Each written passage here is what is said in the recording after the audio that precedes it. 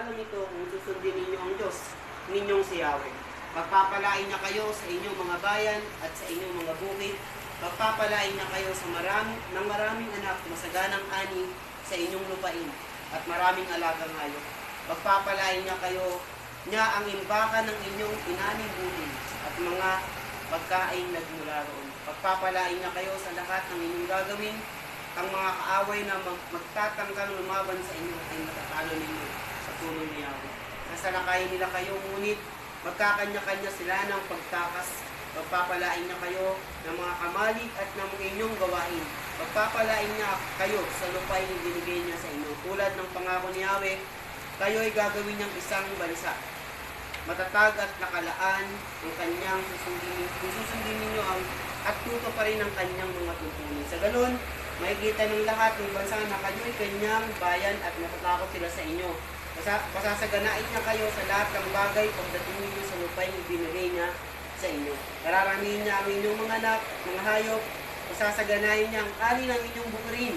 Bubuksan niya ang langit upang ibuhos sa inyo ang ulan sa kapanahunan. Pagpapalain nga kayo sa lahat ng inyong gagawin dahil dito, hindi kayo mangungutang sa halip, kayo pa ang magpapautang sa ibang bansa.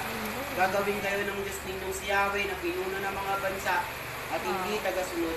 Uunlad kayo at hindi mabibigo kung susundin ninyo mabuti ang kanyang mga utos na ibinigay ko sa inyo.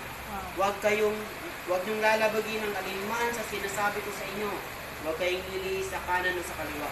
Huwag kayong kakalikot kay Yahweh na sasamba o maglilingkod sa Diyos. Amen. Diba? Indahin po, no? Inahamon po tayo ng Panginoon na tayo po ay sumunod po sa Kanya. Wow.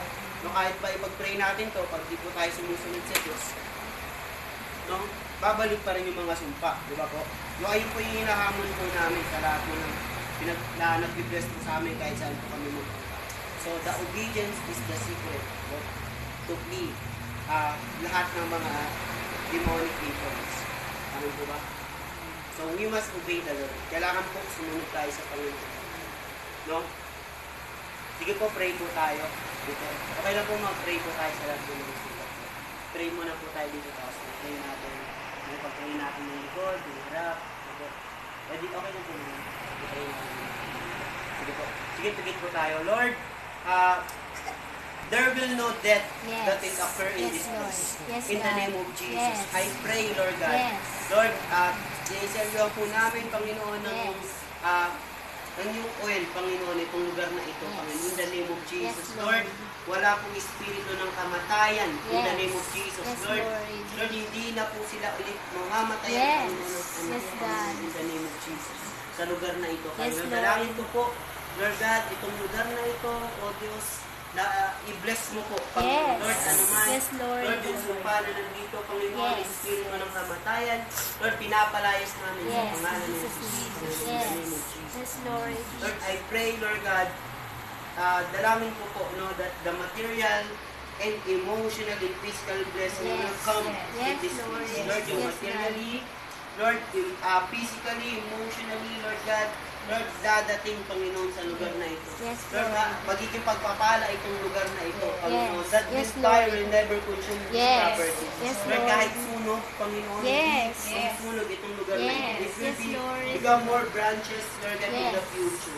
Lord, Lord, yung family nila, Panginoon, ay pagpapalain mo, Panginoon. Lord, itong lugar na ito, Lord God, ay i-bless mo, Panginoon, ibabalik mo yung mga bagay na kinuha sa kanila ng Diablo, in the name of Jesus.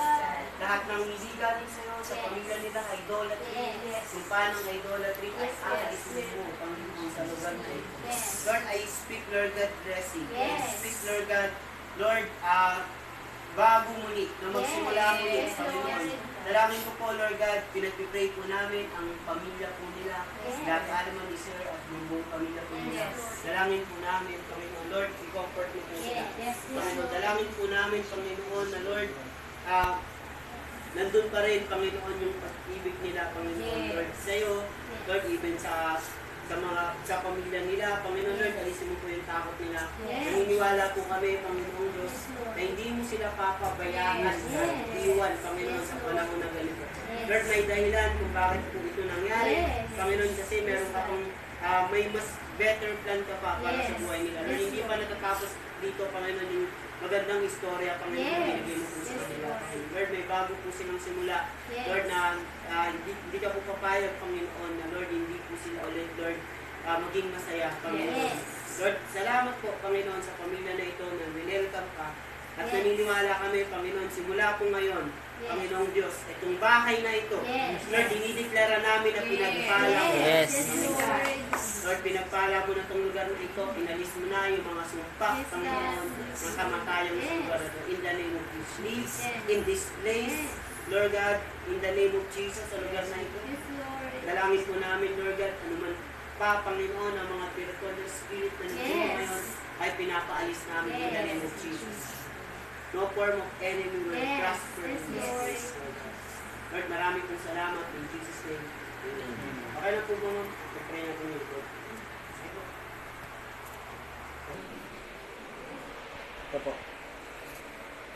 Lord, I pray, i-bless mo po itong bahay na ito dito sa Pinalika, Panginoon, even sa Lutod, Lord.